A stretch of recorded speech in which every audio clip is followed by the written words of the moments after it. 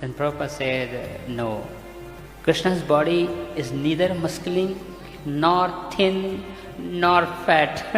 They said, how Krishna looks like? Prabhupada said, Krishna's body is very slender, very beautiful, very soft.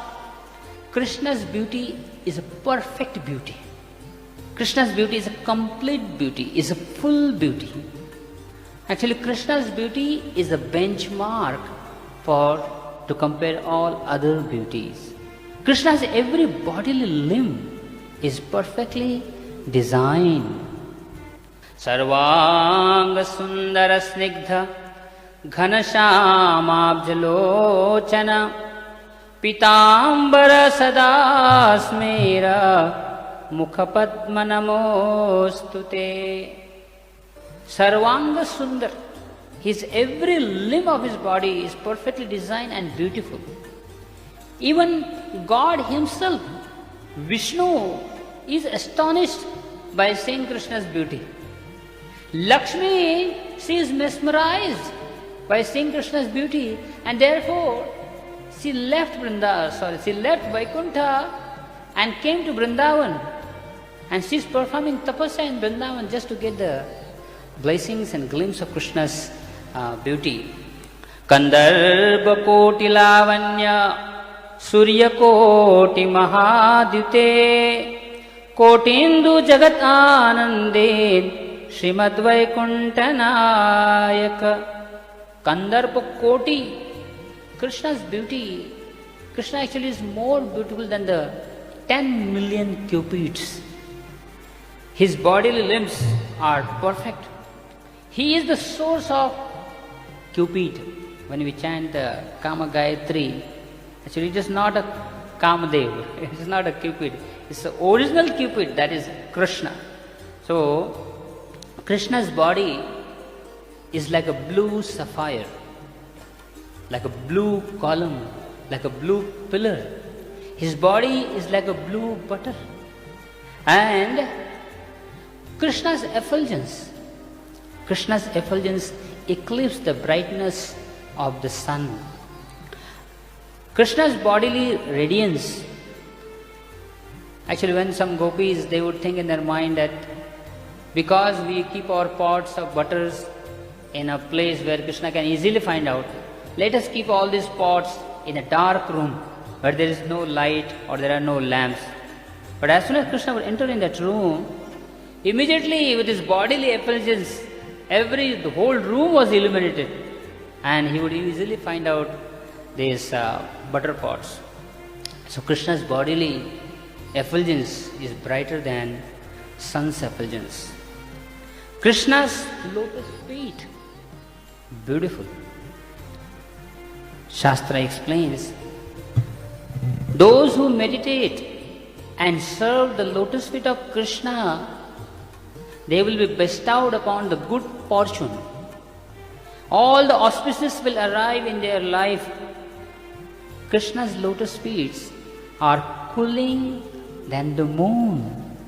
And then Acharyas explain that at the lotus feet of Krishna there is a confluence of 3 rivers: Ganga, Ganges, Jamuna and Saraswati. The top side of Krishna's lotus feet is like a blackish, like Yamuna. And the toenails of Krishna are as white as Ganges water. And the soles of the lotus feet of Krishna, they are like reddish or red like the river Saraswati. So in this way we find the confluence of 3 rivers at the lotus feet of Krishna. Krishna's lotus feet are more cooling than the moon which is at the head of Lord Shiva. Krishna's lotus feet are more cooling than the sandalwood paste and also the camphor powder. Moon god, because of the fear of Krishna's darkness of his lotus feet, he takes the shelter of the Krishna's nails, beautiful toenails. So, and Shastra explains the radiance which is coming out from the Krishna's toenails, that becomes a Brahma Jyoti.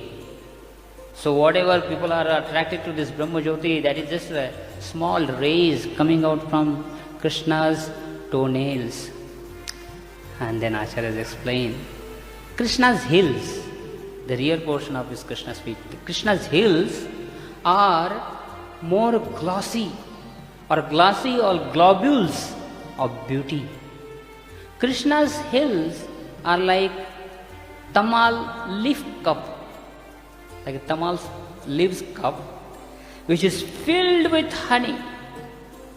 And whoever tastes that honey even once, at once that person starts spinning in intoxication. That is the nectar of Krishna's lotus feet.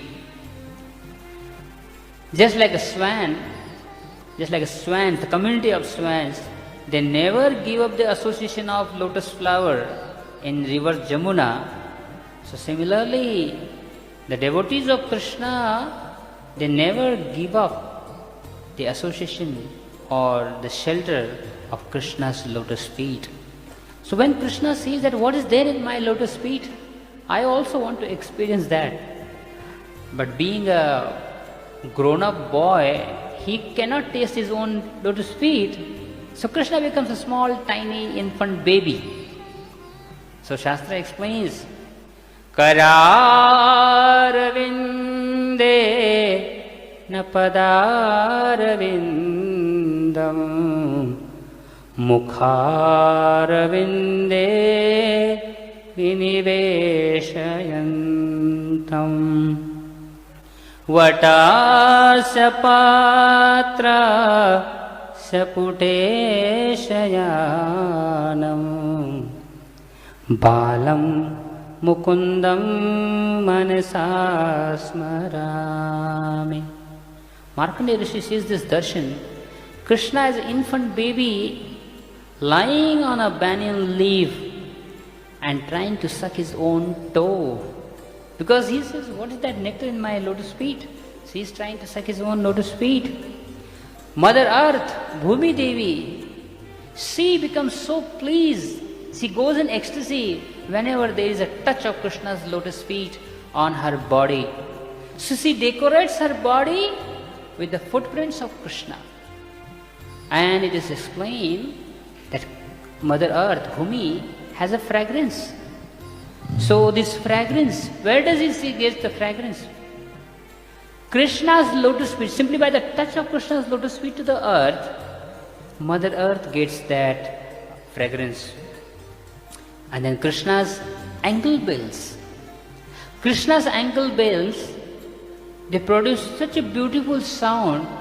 It's like the swans are warbling in the company of other swans. They're all singing or warbling. Krishna's legs are like a banana trunk. Krishna's legs are like a blue column. Krishna's knees are so beautiful. It is a resting place of goddess of sweetness. Knees generally, anyway, we'll discuss only Krishna's beauty now. Krishna's knees are so beautiful.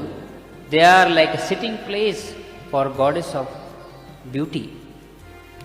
Krishna's thighs, they are strong, glossy and beautiful, and it borders at the hips and tapering towards the knees.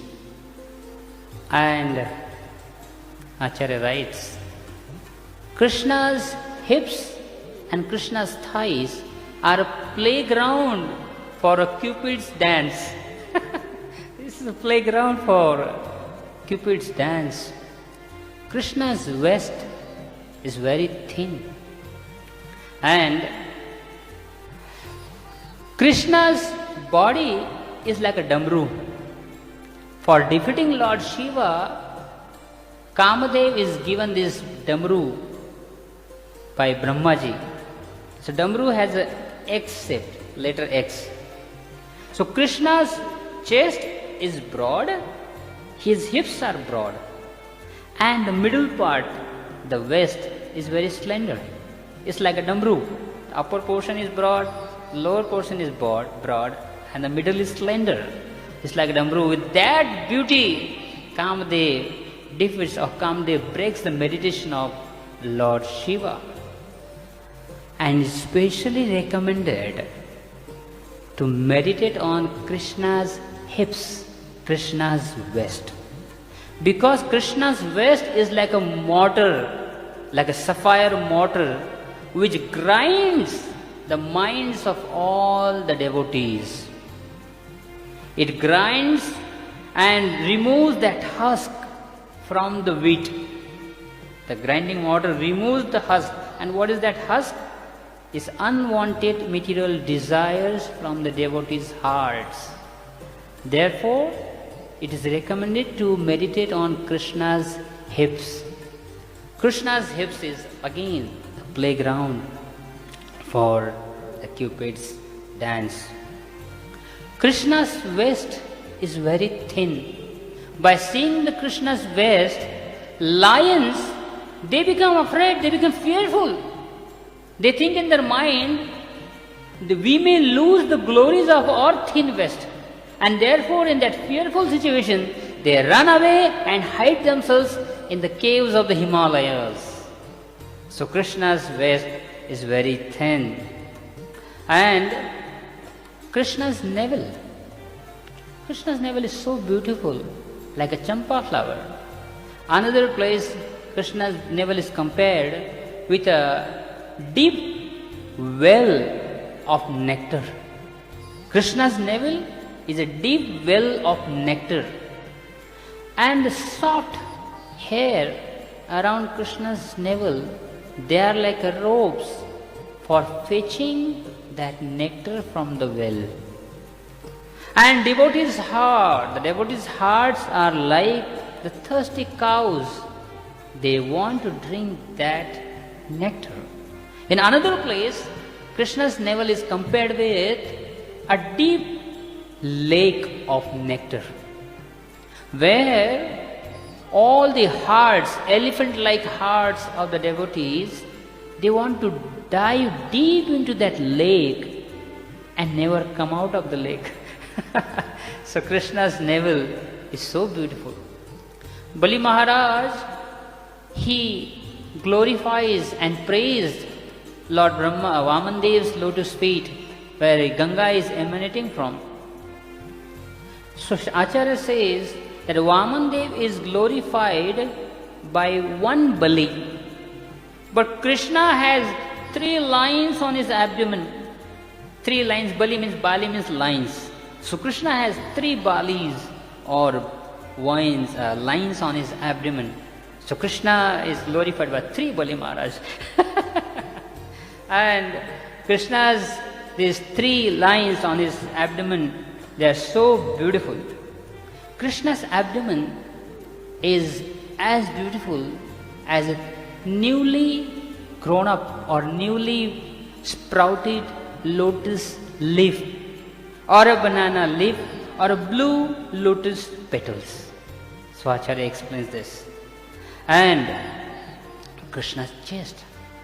On the right side of Krishna's chest, there is a Srivastha. Srivastha resides on the right side of Krishna's Krishna's chest, and Lakshmi Devi resides on the left side of Krishna's chest. And around neck of Krishna, there is a garland of wild forest flowers, and also Tulsi garland, also Gunjamala. All these garlands are around Krishna's neck, and they are playing with Srivatsa and Lakshmi Devi. All these garlands, they are jumping and playing with Srivatsa and Lakshmi. And in between, around his neck, there is pearls of necklace and also amulet. Amulet means tajib. What is it? Tabiz, amulet. So there was one confluence of these 3 rivers, Ganga, Yamuna and Saraswati, at the lotus feet of Krishna, isn't it? We discussed that. So there is another confluence of these 3 rivers at the chest of Krishna. So that pearl's necklace is as white as Mother Ganga. Krishna's hairs on his chest, they are like blackish like Yamuna, and the amulet which is red in color, that is like Mother Saraswati.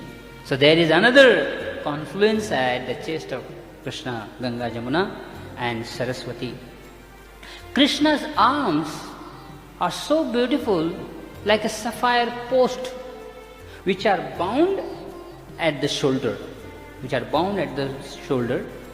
and these two arms of like a blue sapphire, they are like a two swings for Rati and Kamadev. Krishna's two arms are compared with sweet mad elephants. These mad elephants, when they enter into the peaceful lake, they destroy all the lotus flowers.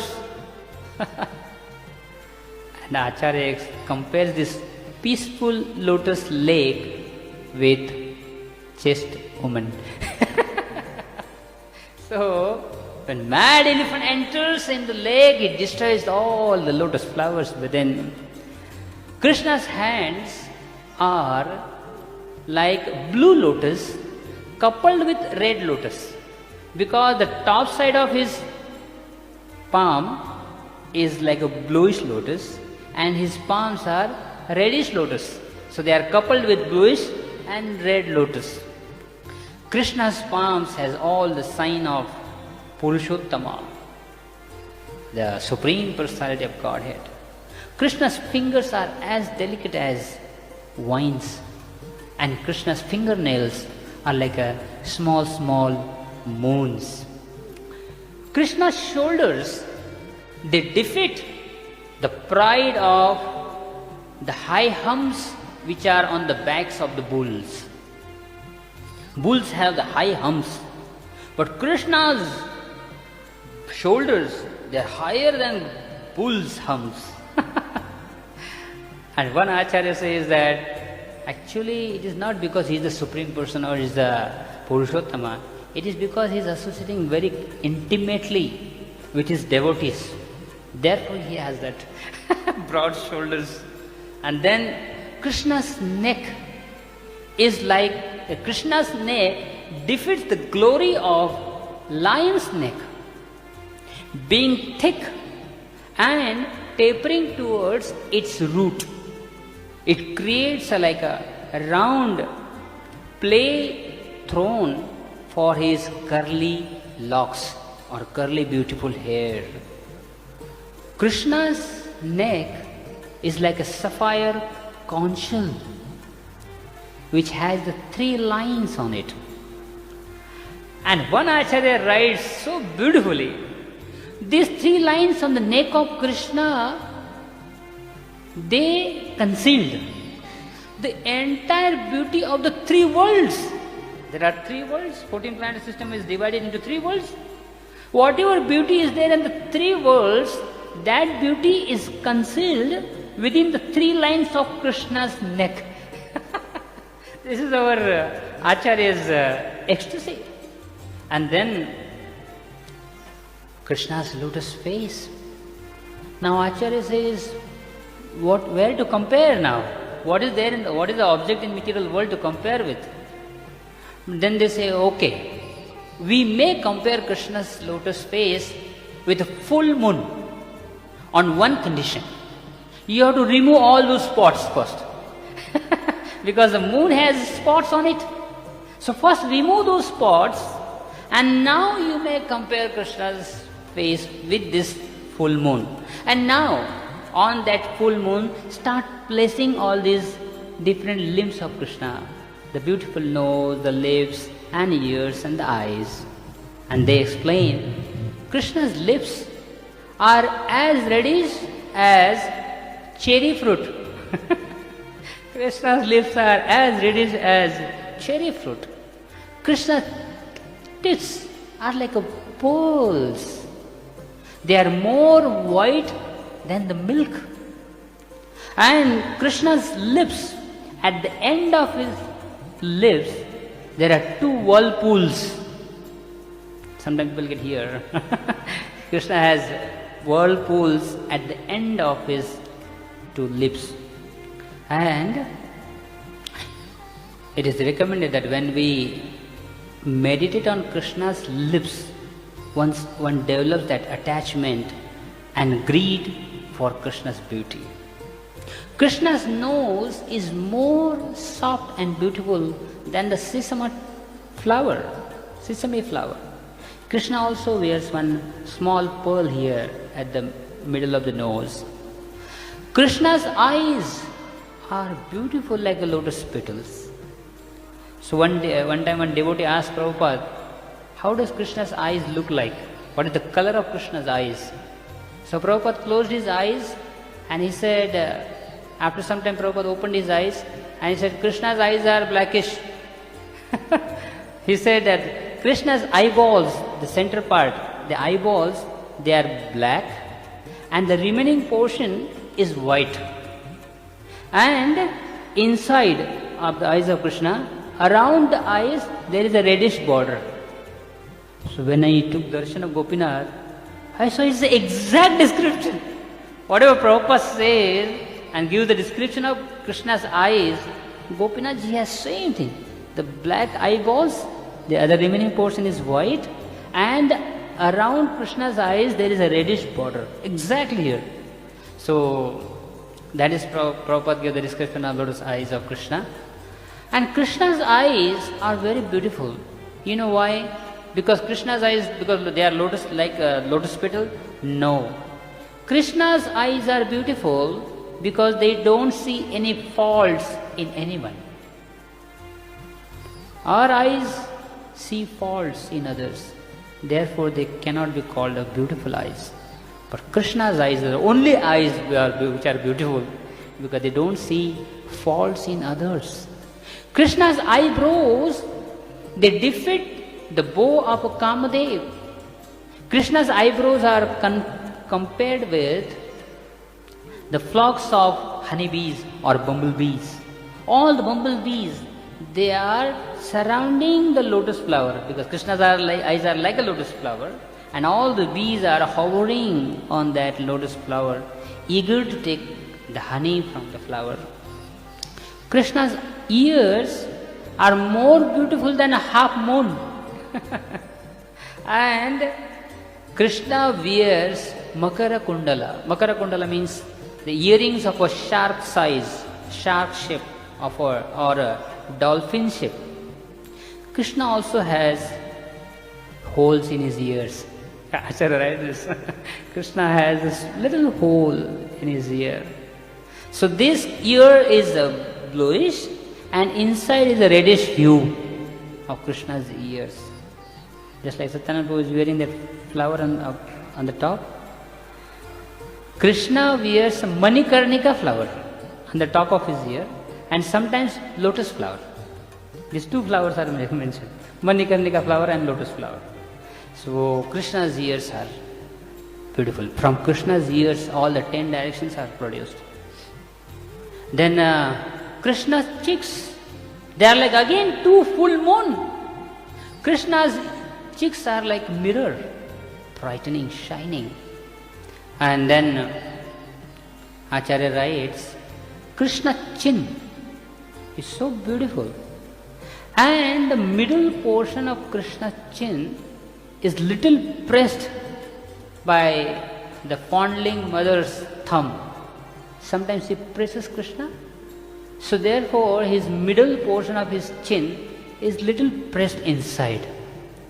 And the bottom of his chin, sometimes Mother Yashoda with the two fingers of hers, her two fingers, she turns Krishna's face upwards. Whenever Krishna performs any mischievous activity, then Yashoda Mai, and then he gets caught. Whenever he performs mischievous activity and he gets caught, and then he comes in front of Mother Yashoda with a hanging head like this. And Mother Yashoda knows. So she, with the two fingers, she just turns his face upwards and she says, hey, what did you do? So Acharya writes this bottom of his chin is little raised because of the two fingers of Yashoda Mai. And finally, the Acharyas explain the beautiful curly hair of Krishna.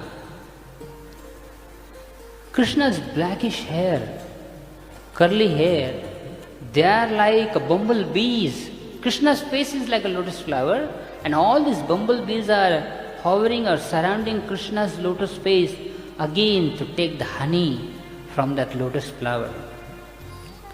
Acharya writes that Shringar Ras is a Neela Varna, Neela Krishna. Shringar Ras is of Neela Varna, and Shringar Ras is there are Shodasha Shringar, 16 Shringars, and Shringar, the Madhurya Shringar Ras begins with the hair. Therefore, the hair is given the most important place on the top of the head. Hair is most important part in the Shringar Ras. So, hairs are so beautiful, and Krishna's hairs are spreaded all over his broad shoulders. Sometimes he ties his hairs as a knot on the top, and most of the times the hairs are loosened, and his hair are beautifully decorated. Now here it is mentioned. Small, white and yellow flowers. I particularly read those, what is the color of the flowers. Small flowers, because Krishna's hairs are black, so white and yellow colors flowers.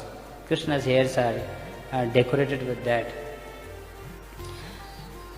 And Krishna's hairs are like a blackish cloud around the bluish sky, and the peacock feather is like a rainbow, which is the color sometimes appears in this blackish cloud. Krishna's bluish complexion is like when Krishna is sitting in the middle of the gopis or the gopas, it appears like a golden ring. All the gopis, they are as yellowish as gold. Also the gopas, they are as yellowish as gold. And when Krishna sits amidst them, it appears like a Neelamani, that bluish sapphire or that blue diamond is placed on the center of the golden ring. The Acharya compares that. It's so beautiful. So this is the beauty of Lord Krishna. He is the be-all and the end-all of all the beauty and the rasas. Raso Vaisaha. This is the meditation we should do every day when we come in front of Krishna's